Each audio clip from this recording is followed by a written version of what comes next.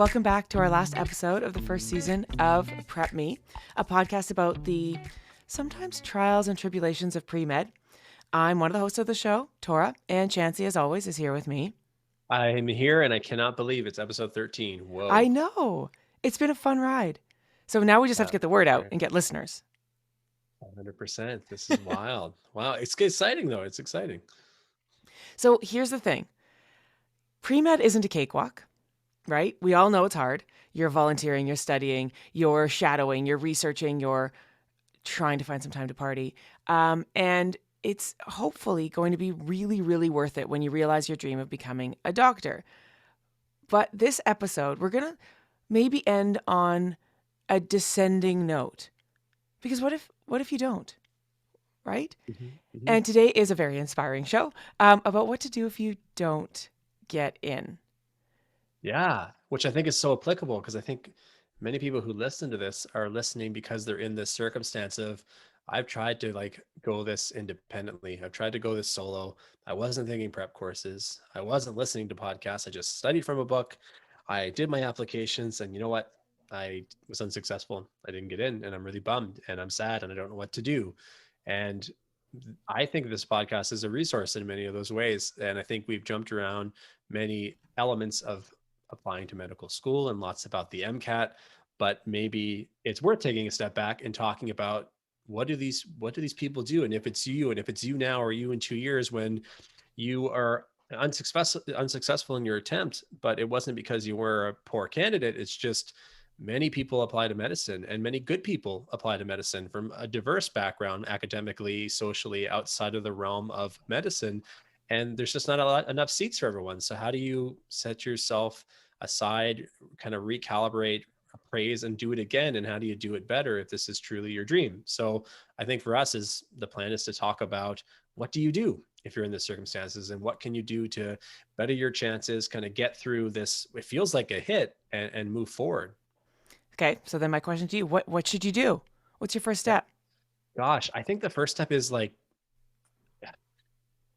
probably just let the decision sink in. You know, for many people, you find out that you're not going to get into a medical school of your choice either two ways. Number one is you find out early because you applied to a school, you went through the prelim process of sending in your application and your MCAT scores, your academics, everything that Tora and I have talked about, and you don't get an interview. So obviously at that point in time, you know that that school hasn't scored you high enough to move you to the interview rounds. So it happens pretty early. It happens often in the late fall to early winter of the application cycle. So that's an easier one. But at the same time, you may think like, oh gosh, I really wanted an interview at that school. Like that's my number one. So you're going to think the same way about that as you will about the schools that, you know, you do an interview for and don't get in because it's still sort of an unsuccessful attempt. And you will appraise both of them the same. But let's say you do interview at some schools and you wait a little bit longer into winter and then spring rolls around and you hear that decisions are coming out because everybody looks at forums or talks to friends or badgers the administrative departments to see what week is it going to be.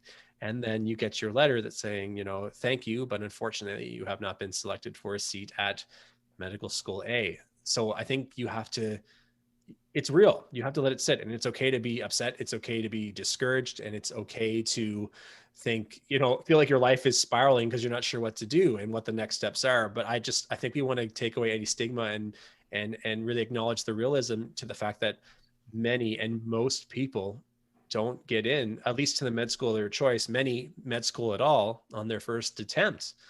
People coming right out of undergrad or even the mature student who comes in and maybe just didn't have the time to get their extracurriculars up or have a banger of an MCAT score and they don't get in, right? And it's sad. It's part of the process. I wish there were more seats and I wish I could give every good student and every good pre-med the option to go to med school. It's just the timeline's different. Maybe it's not the year one that you planned on. Maybe it's the second or third attempt, but people get in and it's the passion and prosperity and perseverance that gets people to that point. So I think you have to own the decision. Whatever happened, let it sink in and seek support. Like these are things that we talk about when you apply to medicine, right? So like you want to have a good support system and they're not worth being around you if they're not going to support you through all elements of applying to med school, right?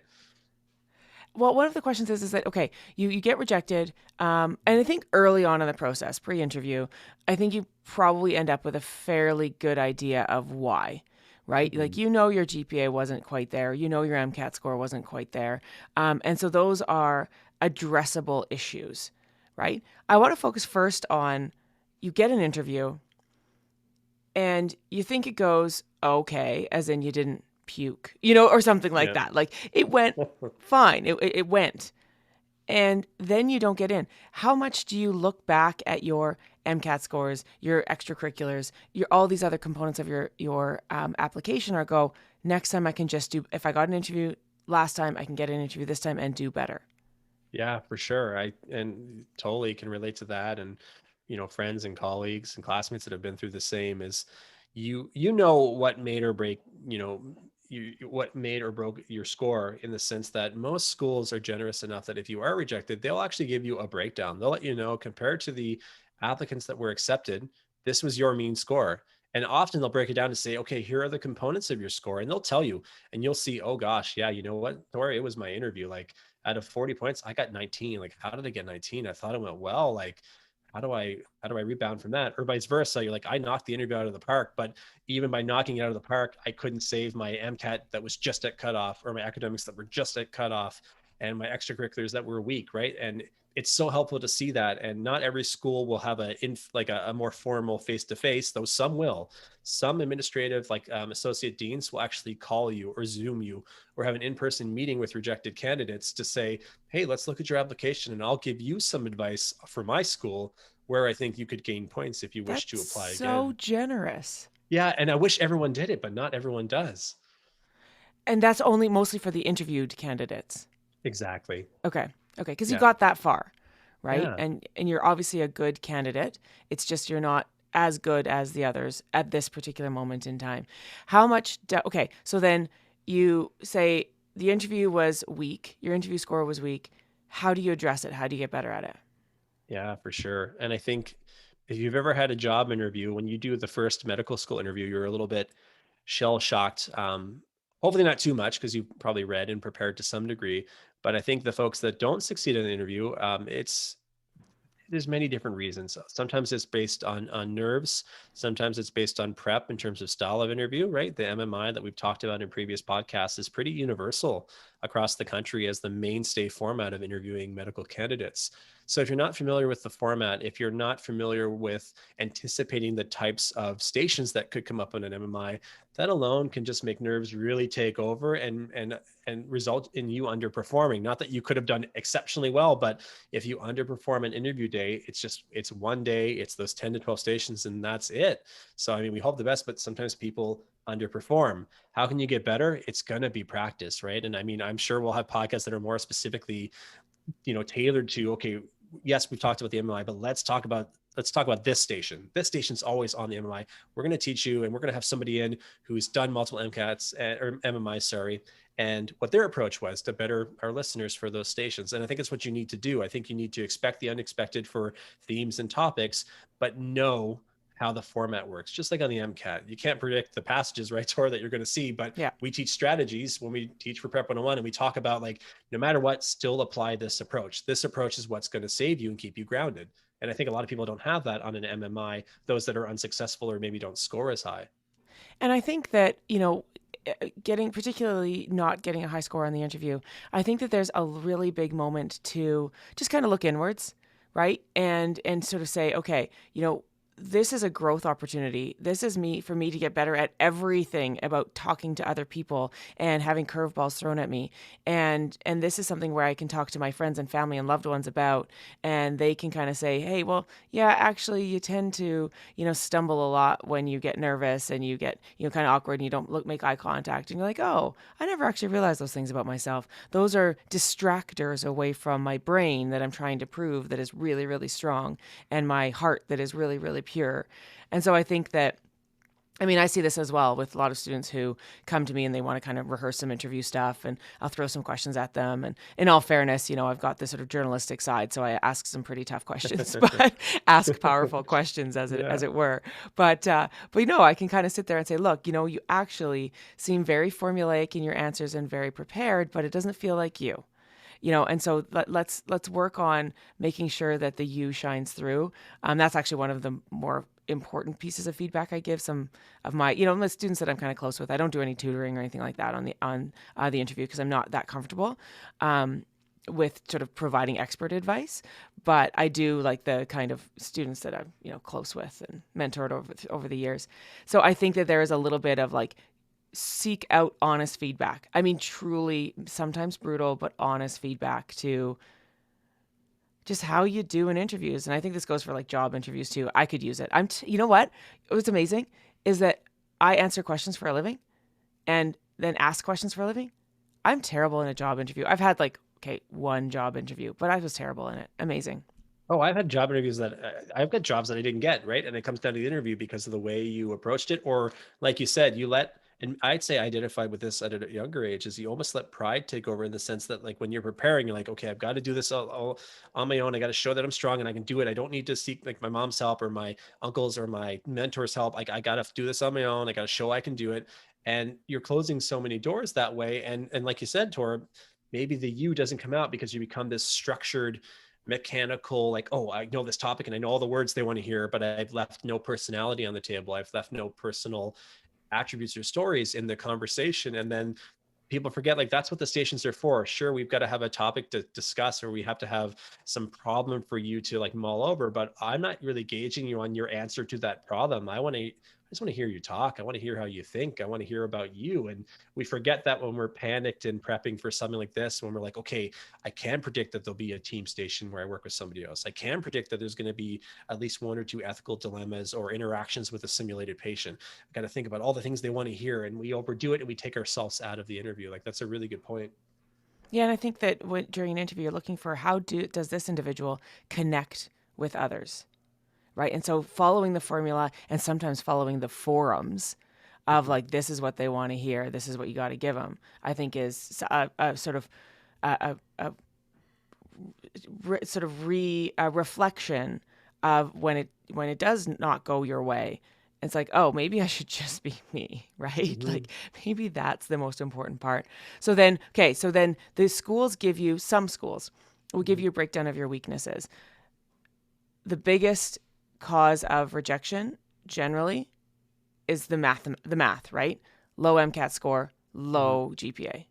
It's the three things we talked about. So MCAT, GPA, and interview. That's what's going to be the biggest thing for most people where points are lost. And I mean, I even as an accepted candidate, I was still curious to like how things went at the time. So I got my breakdown, and I think for me, like I looked at it and I was looking at the what was it? I guess it would have been like the extracurricular point, and it actually was like average to low. I was like, oh my gosh, thank goodness I did well in the interview, or thank goodness I did well on the MCAT, because like GPA was, yeah, average, a little bit above, extracurricular was low, but for most people, yeah, it's academics and it's interview. Right? Because has anyone ever been rejected for having an otherwise stellar kind of background and interview, but then the extracurriculars aren't quite as high? I mean, you've got some, but not enough. Mm.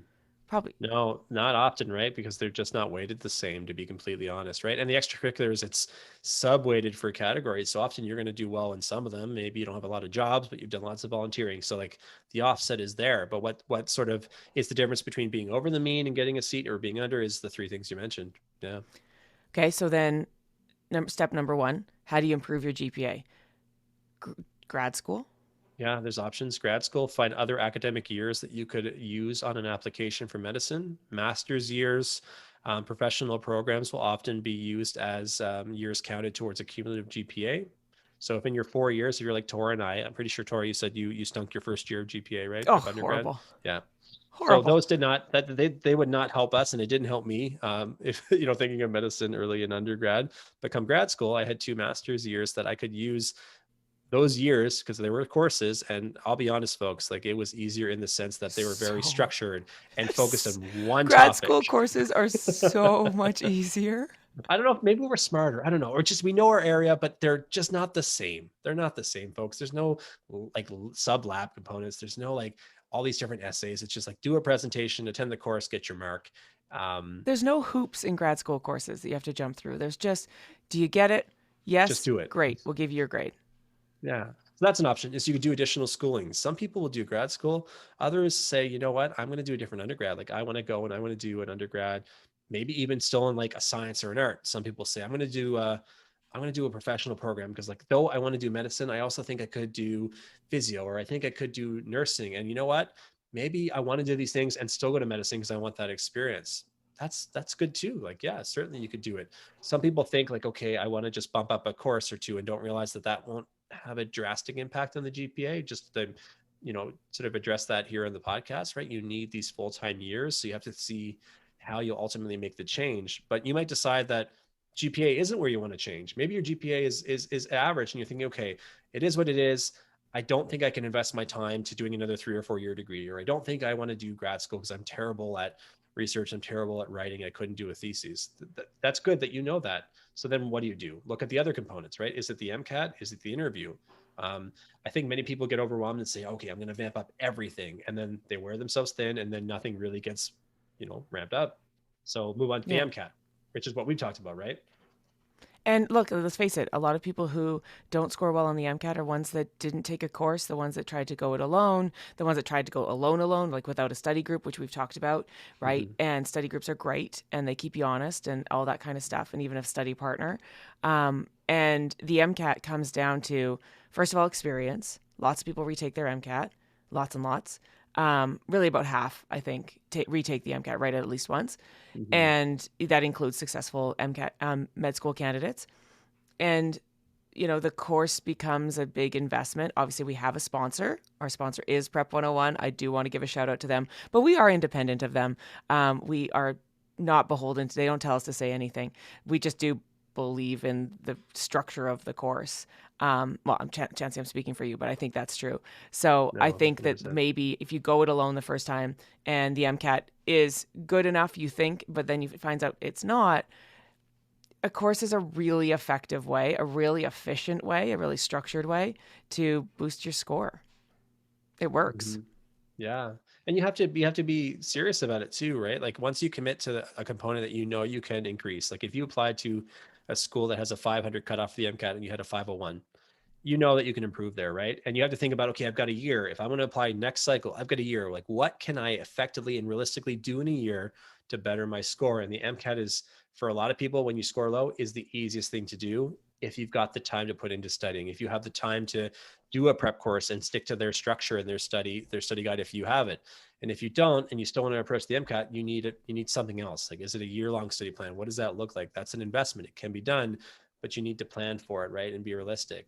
But Or go sorry, ahead. sorry, chance to interrupt, but Yeah. I have to say, one of the things is, okay, we have a recovery plan for a GPA, we have a recovery plan for an MCAT. Those are really direct, Yeah. and that path is really clear. Mm-hmm. What about maybe you just applied to the wrong schools? 100%. Yeah, I've got my note. You beat me to it. You beat me to my note. Yeah, exactly. Did you just apply to like 3 schools because like all my friends say those are the best, or those are the ones my heart is in going to those schools? But think about it like, does it matter on the school or does it matter just becoming a physician? And what does that look like, right? What are the other options outside of that? Schools within the country, schools outside the country. Like, think about your path for sure. And I would say, thinking about staying in Canada, I actually know very, very little about international schools, other than it's sometimes hard to come back. So Mhm. there's always this idea of like a fallback option and going to the Caribbean or Australia. I know a couple of friends who did med school in Ireland, med school in Australia, and it Yeah. was hard to get back. It was hard Mhm. to get accreditation and, get a position because they favor Canadian medical students. So just be a little bit aware of that. It is possible, but then it's another selection process, right? You go through the gauntlet again. You have your Yeah. medical degree. And I've got a Arms. friend who's a fantastic doctor and just an incredible person. And she was kind of not stuck because Ireland's a great place, but she was there for years, sort of waiting with her actually husband back in Canada, just trying to find paths to get back. And now she's at U of T, so she's doing pretty well. Yeah, no, that's a great point. And I have colleagues even to date, right? And I think they're excellent. And they are, I'm no further ahead than they are in terms of the education they got, but they had the hurdle of just trying to get back into this country, right? Through CARMS, which is a matching process. It's like the interview equivalent. Once, you apply to medicine, you do med school applications, but then when you want to apply to residency and specialize, you do CARMS. And it's a process that is favorable to CMGs, which are Canadian medical grads. And there's very few spots for international medical grads from all the locations Tora said, right? Caribbean, Ireland, Australia, other. It's just so tough to get in. And it's just because there's lots of phenomenal candidates, but there's very, very few select spots. So it's not impossible to do these things, but you have to think about what your plan looks like. You know, if you couldn't get back in a year or two, what would life be like living somewhere else if you were practicing as a physician? So you need to think about, you know, you need to think about your plan. You need to think, well, what is the next year? What does the next 5 years look like? You know, how do I want to reapproach this process? And I think maybe we should also talk about this idea that, um, if you don't get into medicine and you look back at your last 3 years or whatever of sort of really focused pre med stuff, and you go, maybe my heart wasn't in it as much as I thought it was. I was doing everything that my friends were doing because we're all in pre med because we're in pharmacy. Mm-hmm. And then I got my rejection letter. And I think that you have to be open to the possibility. And I don't want to do any dream crushing here, but I do want Right. to sit there and say you have to open to the possibility and go, wait, is medicine really for me? Or was I put on this train and I'm stuck on the tracks and it's racing forward and it's an option, but maybe it's not the only option. And I think that you should apply to medicine at least twice, right? I think you should learn from the first rejection and apply again. But I think there's also maybe for some people, there's a liberation of, I didn't get in. I actually didn't want to get in. I actually been spending the last couple of months waiting for my results going, oh God, what now? Mhm. I don't know. Yeah, I think it's twofold, and I think there's maturity in the appraisal of this kind of decision because it doesn't like give you an out, but like you said, it gives you that alternative path that you're like, okay, here's a chance that now I'm not locked into it. I know that I'm not going next year. So what else could I do, right? And maybe it's like you said, it's sort of it's an epiphany moment to think about what career or future, and if not committing to a career, but what's the next year or two hold for you, or it's the opposite, right? I mean, there's probably many people that listen to these podcasts that again have applied and didn't get in, or maybe they're unsure or they're scared of being rejected. But how do you handle that information, right? Ultimately, when you get it, is it going to be like, it might be upsetting, it may be crushing in the moment, but does it motivate you to say, you know what, I'm getting these guys, I'm going to get these admissions. I want to go to UT, sure, and I've only applied to Ontario schools, but I'm applying all across the border. I'm going to relook at the schools and where I have my best statistical chance of getting in, and I'm going to kill it next year. I'm going to revamp my MCAT because they said my interview was good, my academics were good on the GPA, and my extracurriculars could only get better because I've got a year to do them more. And I'm going to focus on the MCAT, and I'm going to be stronger next, and I'm going to do interview prep. Like if you've got the passion and the motivation, and it is medicine. And I say to everyone, medicine can be tough. Once you're in, it is demanding, it is the long hours, but it is rewarding. And you should only go into medicine if you're so passionate that you can't see yourself doing anything else. And if you've gotten to the point where you've applied, you didn't get in, and you still have the spark saying, no, this is what I want, you're gonna make those steps. You're gonna succeed. You're gonna move forward. And with the help of people like us and other resources, you're gonna do your due diligence to get there, right? Absolutely. Well, all right. I think that the idea of this podcast today, again, sponsored by Prep 101, you're listening to PrepMe podcast. I do have to give a shout out. I think the Oh yeah. idea of today was to sit there and say, look, it's okay if you don't get in your first time. There's lots of people who don't.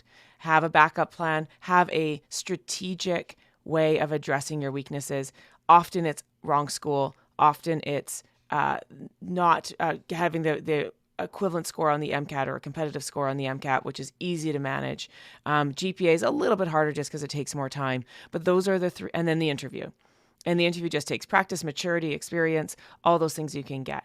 So we hope that for anyone out there listening, if you've been rejected for the first time and you're listening to this going, God, do I really want to do this?